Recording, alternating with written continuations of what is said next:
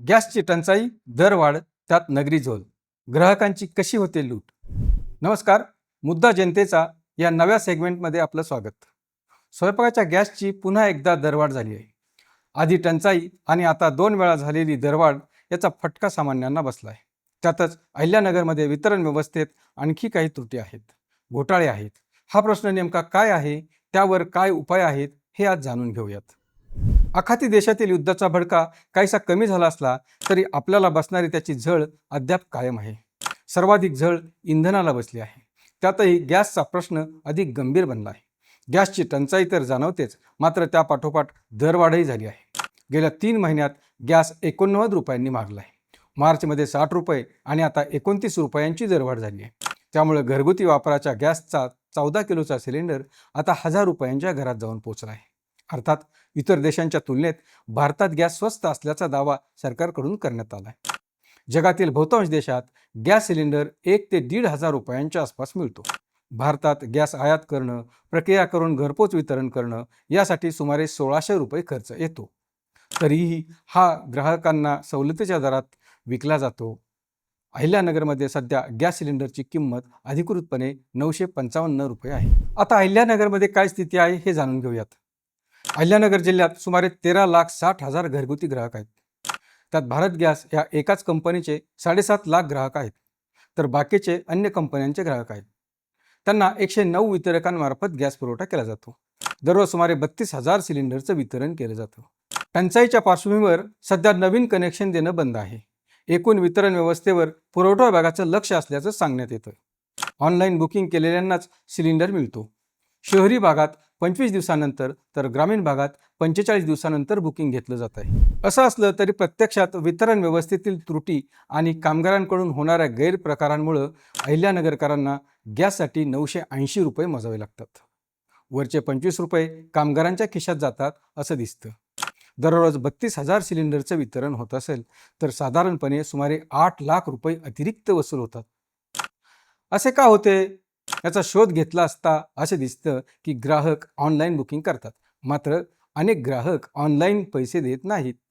घरी सिलेंडर घेऊन येणाऱ्या कामगाराकडे रोखीने पैसे दिले जातात किंवा मग ते कामगार आपल्या खाजगी अकाउंटमध्ये ऑनलाईन पैसे भरून घेतात. यावेळी ते गॅसची निर्धारित किंमत 955 रुपये न घेता 980 रुपये घेत आहेत, म्हणजेच 25 रुपये अतिरिक्त घेतात. अर्थात 955 हा दर घरपोच वितरणाचा आहे. त्यापेक्षा अतिरिक्त शुल्क घेण्याची ग्राहकांना गरज नाही, तरीही ती घेतली जाते आणि नाईलाजाने ग्राहकही ती देत आहेत. वितरण व्यवस्थेत आणखी काही गडबडी होतात. त्यात गॅसची चोरी हा एक गैरप्रकार आहे. अनेकदा काही कामगार रस्त्यात हा गैरप्रकार करतात. भरलेल्या सिलेंडरमधील थोडा थोडा गॅस रिकाम्या सिलेंडरमध्ये भरून नवीन सिलेंडर तयार करून विकला जातो. यामध्ये ग्राहकांना कमी वजनाचा गॅस मिळतो. त्यासाठी सिलेंडर घेताना वजन करून घ्यावा अशी शिफारस कंपन्या आणि पुरवठा विभागाने केली आहे. मात्र जागृती अभावी ग्राहक यासाठी आग्रही नसतात. त्यामुळं त्यांना 1 ते 2 किलो कमी वजनाचा म्हणजेच गॅस चोरी झाल्याचा सिलेंडर मिळतो. अशाच पद्धतीनं घरगुती वापराच्या सिलेंडरमधून गॅस काढून तो व्यावसायिक सिलेंडरमध्ये भरून महागड्या दराने विकण्याचे प्रकारही होतात. वितरण व्यवस्था ऑनलाईन केलेली असली तरी त्यातही गैरप्रकाराचे प्रकार काही कामगारांनी शोधून काढलेत. काही ग्राहक असे असतात की त्यांना वार्षिक कोट्यापेक्षा कमी गॅस लागतो. अशा ग्राहकांच्या नावे परस्पर बुकिंग करून त्याचं वितरण अन्य ग्राहकांना करण्याचे प्रकारही काही ठिकाणी घडतात. त्याचे संदेश मूळ ग्राहकांच्या मोबाईलवर येत असतात. अनेकदा ग्राहक त्याकडे दुर्लक्ष करतात. त्यामुळे असे प्रकार करणाऱ्यांचे धाडस वाढते. अनेक ठिकाणी हे प्रकार वितरण व्यवस्थेतील कामगार करतात, तर कुठे वितरकही यामध्ये सहभागी असल्याचं सांगण्यात येतं. टंचाईच्या काळात गॅस मिळणं दुरापास्त झालं आहे. त्यामुळं मधल्या काळात ग्राहकांना कामे सोडून, रजा टाकून गॅस वितरकांच्या दुकानापुढं रांगा लावाव्या लागल्या. जास्त पैसे मोजूनही गॅस मिळत नव्हता. अशा परिस्थितीत घरपोच गॅस मिळतोय म्हणून अनेक ग्राहक या प्रकारांकडे दुर्लक्ष करताना दिसतात. हे प्रकार आणि यामागून होणारी लूट थांबवायची असेल तर आपण जागरूक होणं गरजेचं आहे.